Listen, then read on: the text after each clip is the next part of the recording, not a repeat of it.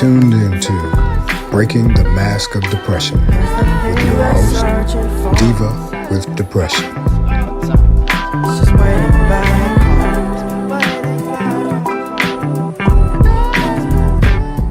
Hello, guys. Welcome to Breaking the Mask of Depression with me, your host, Diva with Depression.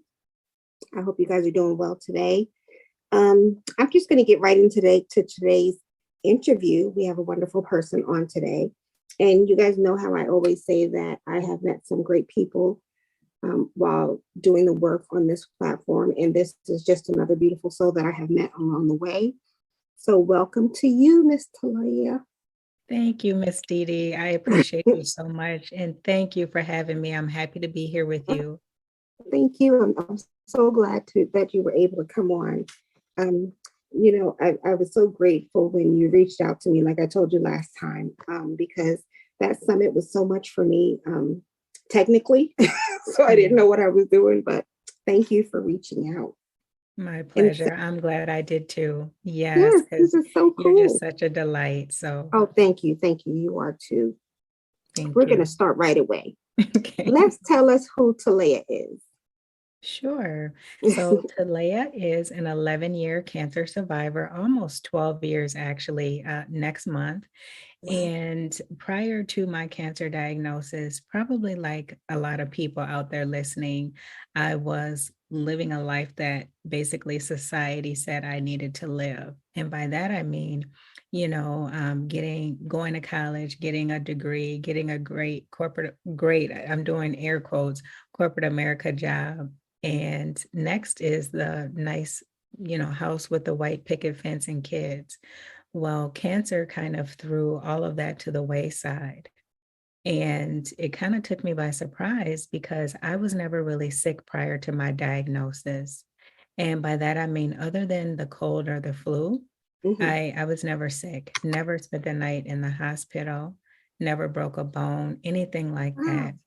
So, Dee, I like to tell people I wasn't your average healthcare consumer. Right. I would go, for my annual exams, eye exams, physicals, that kind of thing. But beyond that, I really didn't have much interaction with the healthcare system, thankfully. Isn't that something? Yes. Wow. And so what made you, was it a regular physical or was there like a specific cold symptom or something that made you go to the doctor? Well, really, Dee, it was a combination of both of those things. So it happened to be my time of the year to go and have an annual exam, to have a physical. But then also a couple weeks prior to my physical, I discovered a lump on the side of my neck. And mind you, Dee, this was 10 years prior to my 1 year prior to my actual diagnosis. And you'll see what I mean in a minute. So 2010 went in for a physical, pointed out the lump on my neck, and my doctor just basically blew it off. She's like, you work out all the time. It's probably just a pulled muscle. Well, with me going back and trying to climb the corporate ladder, stress from work, trying to help other people, I put myself last. And so I take some of the blame for that. I could have easily went to a different doctor. I could have pushed, got another opinion, whatever, but I did not do that. And at the time, I was making all these excuses. Oh, I'm too busy. It's probably nothing, when reality deep down, I knew it was something. Yeah. But I'm sharing this, Dee, because now when I look back and I'm a much healthier person overall, I can see that it had more to do with just me, it had to do with fear. It had to do with me not putting myself first. And quite frankly, my level of self-worth at that time. And so all of those things played a factor. Now, should the doctor have done her due diligence? Absolutely. Definitely. But I'm someone who, if I, didn't do my part, I'll step up and say it. And I didn't do my part as a patient. And that's why I'm so involved in the work that I do today, because for various reasons, people don't advocate for themselves. Exactly. First of all, The medical community as a whole just always pisses me off, especially when it comes to our Black and Brown communities. So that's not surprising that they didn't follow up. The corporate, situation, I can definitely identify with that. That's what sent me over the edge, living in that corporate environment and not taking care of yourself. So I understand that. What was your reaction when you found out? And I know everybody asked you that, but I'll tell you why in a minute. Okay, sure. So 1 year later, I went to a different doctor suggested by my mom, a doctor she was seeing. Totally different reaction, Dee Dee. She touched it, she was concerned, she asked Yeah. questions, and immediately I could tell that it was more than just, I didn't know what it was, to be honest. I knew it was something cancer never entered my mind. But I had to go through a series of tests to finally Mhm. get that diagnosis. And I got that diagnosis on a Friday evening driving home from work. So when the nurse shared that news with me, of course, I was shocked. I was devastated. Right. It was like I heard a foreign language, so to speak. And I Yeah. actually had an out of body experience. Like, what? What? Who's she talking to? She Exactly. can't be Right. talking to me. Did they get this wrong? Or, Right. so it was shock, it was fear. So many different emotions really came up once I made it home. And as I was trying to make sense out of what I heard. Wow.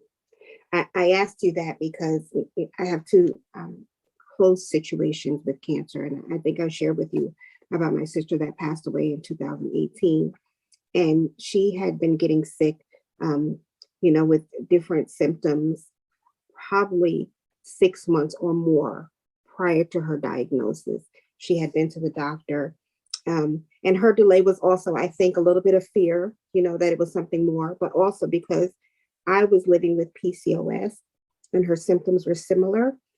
I think that she sort of thought that we shared notes. And the first time that she went to the hospital, they sent her home, and with a major issue, and they sent her home. And you can always see the quality of care in the places that you go.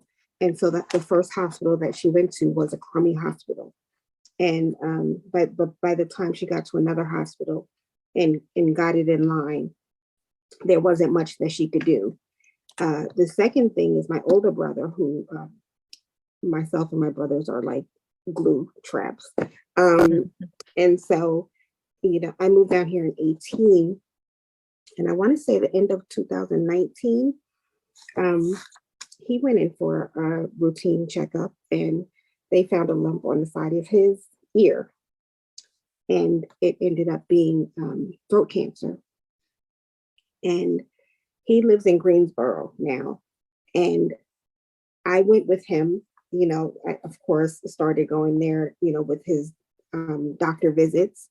And I can't even explain to you how the type of medical setting compared to some of the settings in Charlotte, blown away, blown from beginning to end.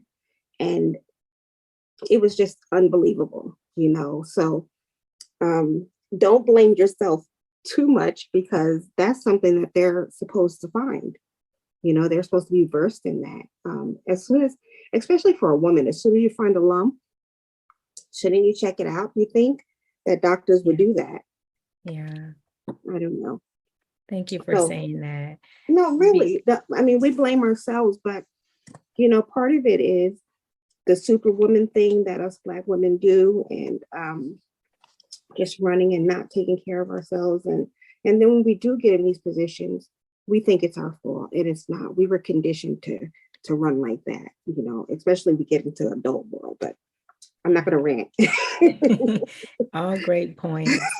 And I didn't even share with you this, Dee Dee, and it just further adds to what you just shared in your statements, was that I was living in the suburbs. And so I went to my primary care doctor in the suburbs. She had been my doctor for, I think, maybe 2 years, 3 years, somewhere around there. She was a Caucasian lady. The doctor my mom referred me to was into the city. She was a Somalian lady.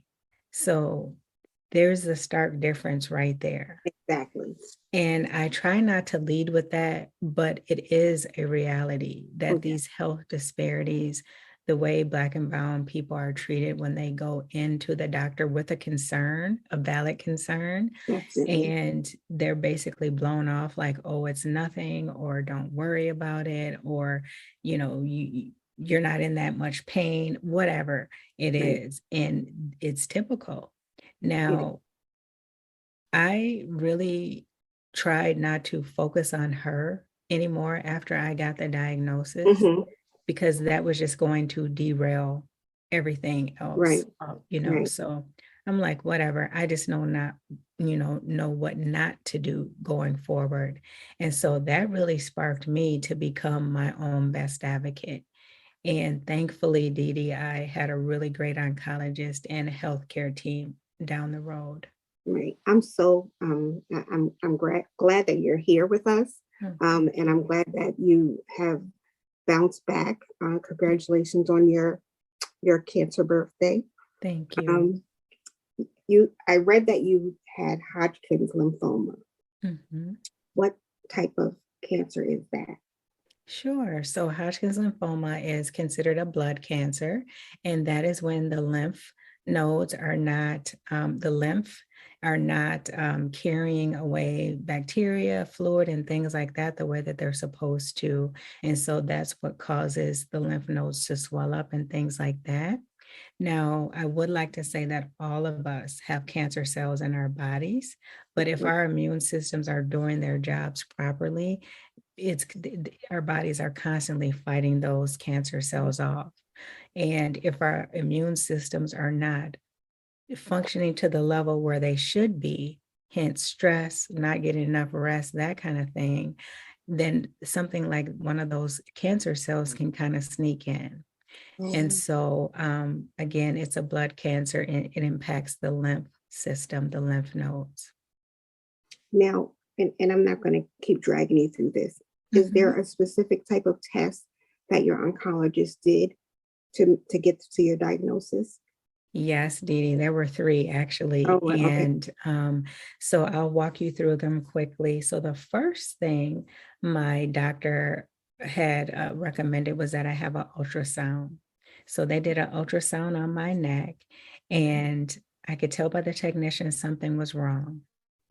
They always She's give like, it away. oh, they give it away.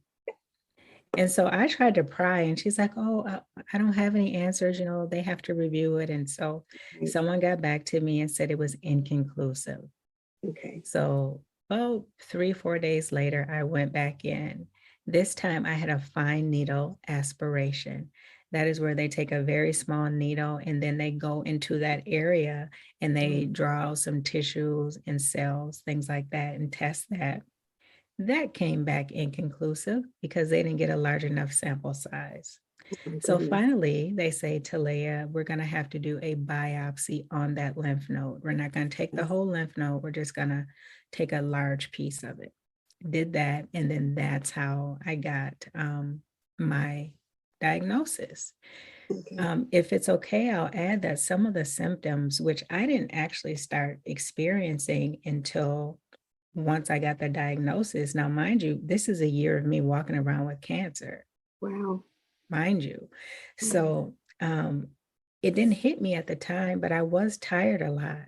I just attributed it to, working a lot, stress from work, whatever. But fatigue is a symptom. Night sweats are a symptom. And then also like weight loss are a symptom as well. And then as I got closer to the time to start having chemotherapy, I started developing lumps on under my arms, armpits. I had a couple lumps in my chest. And so it's really interesting because it was like once I got that diagnosis, things started progressing quickly. But then mind you, it's a year later too. So Yeah. And, just thankfully you decided to switch doctors and find out, because you could have went to 2 years, and Yeah. and some of those symptoms sound like stuff that, we go through: menopause, PCOS, different Mhm. things like that. So Yeah. who would know? It's just fascinating that how did your mental health help you or hinder you or spiral? I know that there's a story. I know. Yeah. So I want to say this. I think looking back, Dee Dee, prior to the diagnosis, I think I was in a state of maybe like a light or mild depression before, because Okay. I was working a job I hated. I was in a toxic working environment. There were probably so-called friendships and things like that that I really needed to get rid of. So it's like the diagnosis made me stop and look at everything. Okay. And so I would have to say that the things that I was putting so much emphasis on, that changed. I started looking more at myself, focusing more on myself. And I actually, even though I had got this diagnosis, I actually felt better because I knew it was going to be an opportunity for me to just focus on me. Right. And so I would say maybe in the middle of my cancer treatment, I started seeing a social worker slash therapist. That helped some. But the hospital where I was going, he was an older Caucasian man. So there was only so much I could share and or felt like I could share. But it did help with like the surface level things. Wow. And there was, of course, times, I'm not going to sit here and act like, oh, it was just so easy, but Right. there were times of like anxiety because there's so much uncertainty involved with cancer. But then also, the guilt piece, as I mentioned, when I was not able to really work out and do the things that I used to do, there was a little bit of depression there. But, when this started, and I want to start by saying I'm not like this Jesus freak or anything, but I know there's a God. I Oh, believe there's a definitely. God. Definitely. And when I got that diagnosis, I asked and I prayed for God to show me what to do. And He did that. And I think that's what helped me a lot too, because it was like I just started jumping into gear, doing Right. things and having this mindset of, you know what? I'm going to get through this. And that's how I started it. Of course, I was scared, but there was never a period where I just sat in deep depression. And I know that that's from God. I really That's do. awesome. That is awesome. Um, my brother was the same way. I read on your site that someone said that you were so positive throughout even during your treatment. And my brother was the same way. I sat there. I would be crying some days, and he'd be, upbeat. And it got bad, like you said, at different times. But he was very, I think that helps. The positivity probably helps to heal. Yeah. Um, the corporate thing, I, I'm That's a gonna, whole I different podcast. exactly, I'm gonna do an episode. I have it written down on my list, because I shared that I had my breakdown at work, and the things that I was going through, I hated it, but had to pay the bills and different things like that. But to share, when you said about being a God freak, I believe that there's a higher power that controls everything, no matter what you believe. And these experiences that we had pushed us to start these platforms to help other people. So, some days when I'm in my darkest, that's what I think of, like, and I got to stay home and raise my daughters. Yeah, So there's always a bright side to that. And I'm glad that you mentioned that, you thank know, you. um, wonderful, wonderful, wonderful. Tell us about your organization. Sure. So on the other side is an organization that really I found it out of needs that I had. So I mentioned a little bit earlier that I had a great oncologist and healthcare team, but there were still gaps, Dee Dee. Right. And by that I mean there really wasn't anyone who looked like me. I was the youngest person. Every time in the chemo infusion room, on the pamphlets and brochures, there were no Black women, brown Right. women. It was like we didn't get cancer. Exactly. And so the gap that I was experiencing was there was no one to talk to who had been through something similar. But then also, I had a hard time eating. And so just trying to find some things that I could eat when I didn't want to eat, but I needed to eat to keep my strength up. And Right. so that was difficult, even though they referred me to like a dietitian. I mean, it was like things I already knew, like the pyramid, like I know that already. So, but then also what I found along the way was that a lot of people didn't know how to talk about cancer. People would The say C the word. weirdest stuff to me. Yeah. And I'm just like, what? You know? And so the other piece that I really found, you know, I hate to say enjoyable, but it kind of kept me going was understanding and learning about what cancer really was and what kind of cancer I had, understanding my treatment options and all of that. Now I understand that other people that may be something that they have no interest in. But those are things you need to know to make the best treatment options for yourself. And so found it on the other side because I wanted to fill the gap between the medical and the emotional sides of cancer. And what I do is I cover 4 key areas plus whatever else the folks that I'm working with need support on. And again, it's understanding your treatment options, but then also alternative care. It is nutrition, and then also communication. So, and I forgot the most important piece, emotional support and mindset. So, helping people to get to that place where they can step into their power and advocate for themselves. Wow. And all of these things that I provide is really based on the person's needs. So, it's personalized to them as well. So do you do this alone, or do you have a team, or how did you go about did you start out doing it by yourself, or did you start out having a group of people help you out? I actually started by myself and I'm still doing it by myself. Oh, wow. It's one of those things, Dee, that a lot of people are still not aware of. Okay. And I'll start off by saying that I was calling myself originally a cancer coach, Mm-hmm. but that word coach was everywhere. I'm like, I just don't like that word anymore. It's just everywhere. And I feel like there's a stronger word for what I do and a more personable word.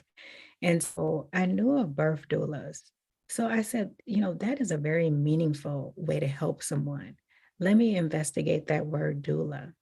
And so when you really break the word doula down, it is basically someone who supports another person through a major life change or significant health related experience. If that isn't cancer, I don't know what is. And Right. so I said, I'm going to call myself a cancer doula. Now, mind you, Dee Dee, I officially started my business in 2019. But while I was still in corporate America, I went through this coaching program. So I got a coaching certification. I left corporate America at the end of 2018, kind of took the holidays to just really think, regroup, and try to decompress from the corporate world. And January of 2019, I said, I'm just going to get out here and, do the best that I can and see what happens. And so a lot of what I do is helping people to understand as well what it is a cancer doula is Right. in regards to what I do. And again, that's a new word for a lot of people. So again, it's just I'm really supporting other people that have been impacted by cancer and focusing on their needs. Right. And that was one of my questions. Tell us what a cancer doula is. I always heard of the saying the birth doulas, and actually a friend just posted an article. He's a death doula. Yes. And so, that opened up my eyes to like, well, maybe there's more to this word, than, just the birthing part of it. Yeah. So I think that that's a wonderful, wonderful thing. I like the word, I think that it describes and not to sound, I don't know, but when I hear doula, I do immediately think of an African American person for Mm. some reason. I just do. And I know that there's many of us around, many people around the world that do that. But I always, as soon as I hear that word, I think of a Black person. I don't know Yeah. why. Maybe it's the healing side of us that. Um, so I know that think you you're said, right. huh? I think you're right, Dee Dee. I never thought of that before. And, quickly, I'll just point out a couple of things that I also like to share with people. Think about it this way. Okay, a birth doula is the beginning of life. You're Right, helping someone bring life into the world. A death doula is someone who is helping someone transition to the end of life. right, And as a cancer doula, I focus on the present, the here and now with my clients so that they can get over this thing called cancer that's in front of them. But while they're healing from cancer, what other areas of your life do you need to pay attention to? So that when you get on the other side of cancer, you can start to create and manifest the life that you really want. Because right. it's really all about transformation as well. It's a time for healing. You have such a peaceful spirit. I'm Oh, loving thank sitting you. here listening to you. Um, what type of emotional services? And I'm asking this because of the several incidents that I was involved in, there wasn't support for family members, much support for family members after everything was over. So what type of emotional mental health support do you provide for or share with the family and the people that are living with it? Absolutely. That's a great question. Well, I'll start off by sharing that I'm a certified mental health first aider. So a lot of those concepts I utilize.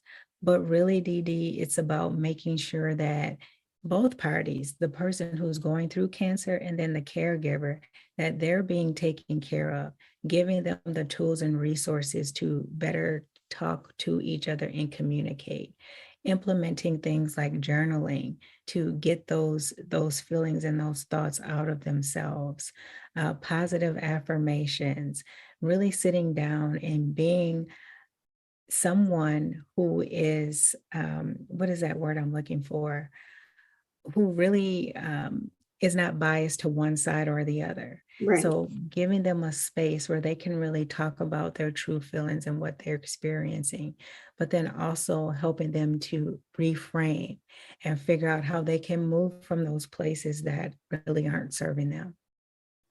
That's cool. That's helpful. Like I said, that's not something that's often thought about, Mhm. and especially when I talk about my sister's side, and I'm sure that her immediate family probably had, like her son, they had the care, but like the surrounding her friends and stuff like that.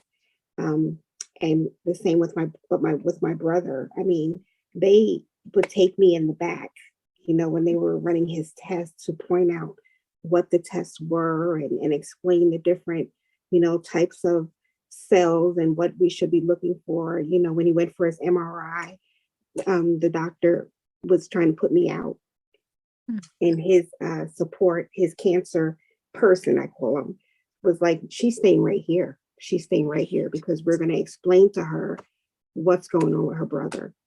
And I think that all around, that's an awesome way to support everyone involved. And I Yes. think that it's great that you realize that all of those things are important after the fact, because you could have just left your experience and went on living a good life, Yeah. and not paying attention. But you chose to make sure that people that won't come after you won't experience some of the things that you did. And I'm sure that that helps millions. I say millions all the time, but because it's true, you never know where your voice is going. So Mhm. something like that just changes millions of people. And I think that it's amazing. Thank you. Um, Thank you. Here's another question. Did you have the same support that you provide, as far as your family, friendships? Did you have that same support? I'm going to start off, Dee Dee, by sharing something because I know a lot of people experience this. On a certain level, yes, I had the support of my mom and my brother. Like, they were my rocks. They were there, there were about 6 people, Dee Dee, that I initially shared my diagnosis with. And 4 of those people should not have known. And I'm just going to be blunt and say now looking back, those people were not really for me. There were people that I expected to be there that were not. And that was very hurtful. But, I'm saying this to anyone out there who's experiencing something similar. Don't dwell on that. That has nothing to do with you, but that has everything to do with that person for whatever reason. Maybe they don't have the mental capacity, or maybe they don't have the emotional capacity, whatever. Some people just can't deal with certain things. So in a sense, I had that support. I had a great oncologist again. I wish I would have, had support from the people that I expected it to get it from. But, I always say God gives you what you need. Right. And my mom and my brother were exactly what I needed. And that they are enough. That's so wonderful. I'm not as kind as you. I've been pissed off for a long time with the group of people that weren't there. There are some people that I have not heard from until this day. And we're talking about my breakdown happened in 2006. And these are people in my home, and I'm entertaining them and going to their homes and stuff like that.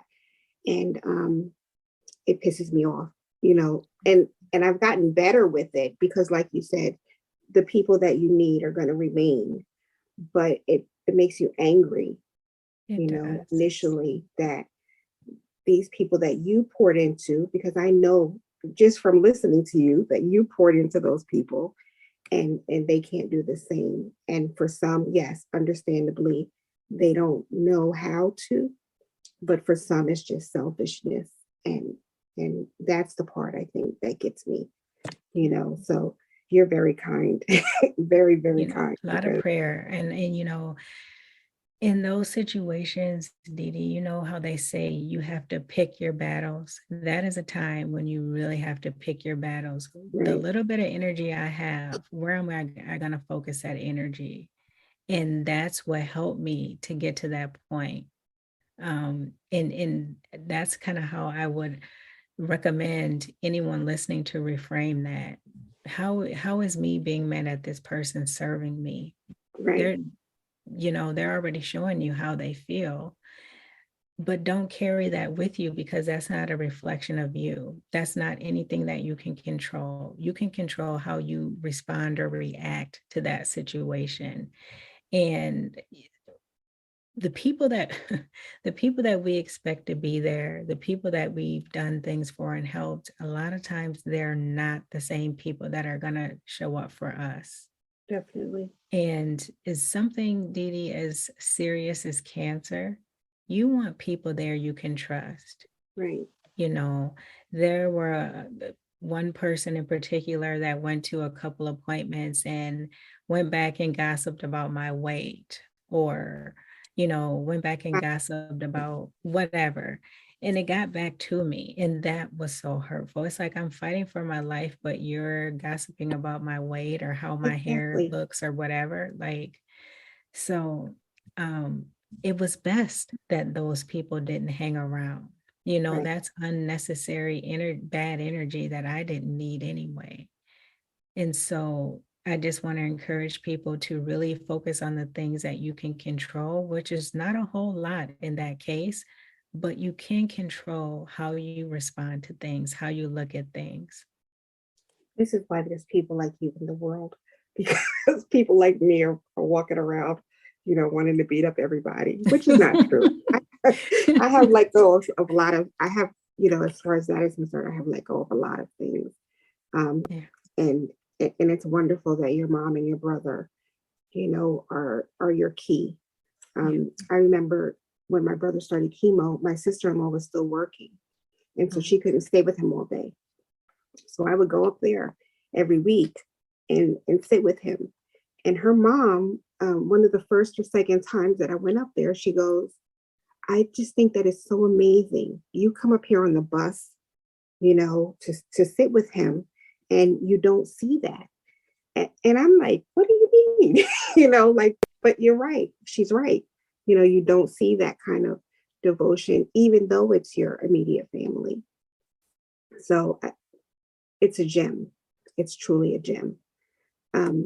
What made you, and I'll ask this, quickly, what made you decide to, because I know you have things to do, what made you decide to go into the podcast field? Oh, yes, Dee Dee. So I'm an introvert by nature, but I love to form those meaningful relationships. Like, I'm not really a big small talk person. Right. Because of the work that I'm in, I've kind of, gotten better at it. But I really like to have these kind of conversations like you and I are having and have had.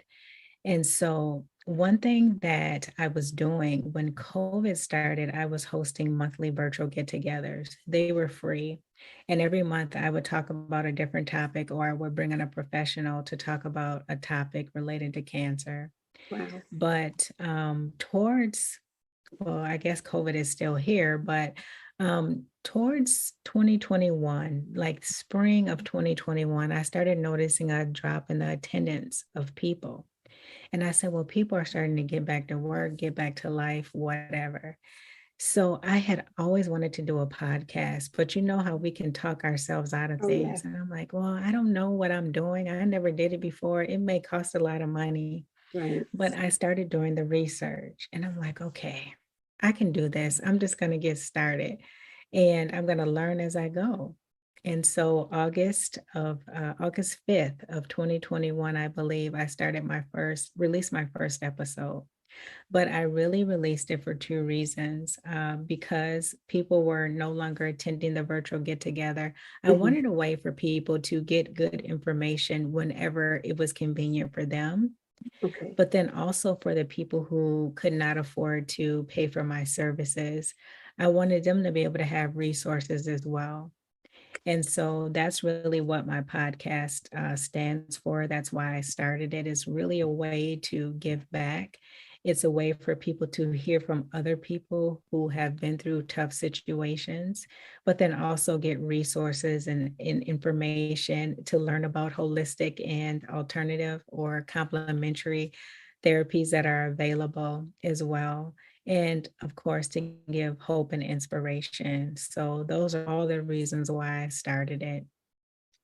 And I will tell everyone that I did listen to one. I'm not going to tell you that I listened to all, but There's a lot. Same. You said you started August 21. I started May of 21. Nice. And it's just been my voice all this time. Nice. Congratulations. Too, because you're going to have an anniversary too. Yes. Your voice is just so peaceful. Oh, and thank you. And it was comforting even to see, like we had our conversation and, we're talking now, but when I went to listen to pieces of your podcast, I'm like, her voice is still the same. So I'm sure, that it just draws people in and it is comforting. Thank you. I always say I talk like Mickey Mouse. So, some people are. I like your voice though. Thank you. And I'm part of the introvert club too. And like I told you, it still amazes me that so many of us are introverts. But you're officially part of my circle. So thank you. Make sure that we stay in touch.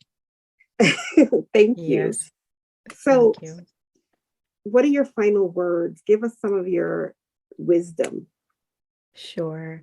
So, one thing I want to touch on, a couple of things is first of all, if anyone out there has recently received a cancer diagnosis or they're in the depths of treatment, anything like that, I want to encourage people to not immediately think about death.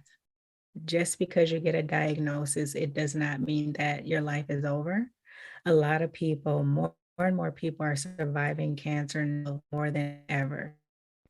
Now, on the flip side of that, they're still catching up and trying to figure out how to care for people who have survived cancer. So that's the other part about it. But when you get that diagnosis, don't immediately think about, oh, I'm going to die. Think about how can you live? Okay. Right. The other part is if someone is experiencing mental health challenges, I don't even want to say issues, but mental Right. health challenges, because wording is important. Um, don't feel like you're a horrible person. Don't feel like you're just something's deathly wrong with you. Right. It's something that happens. A lot of times we've all experienced trauma, especially if you live long enough, you're going to experience it multiple times. Right. We have not been taught how to properly work through that trauma and release that trauma. So a lot of times we're carrying that with us for years and years. And it can be a certain situation, it can be a work situation that can cause all of those things to just kind of bubble up and come to the top. But don't be afraid to reach out to people, someone you trust, of course, and ask for that help and get that support, because the longer that you wait, that's the more that you have to suffer, and you don't have to suffer by yourself. Get the help that you need. Don't worry about any stigmas. Don't worry about what your family says. The other thing is, don't wait until you feel like something is not going well to talk to a therapist.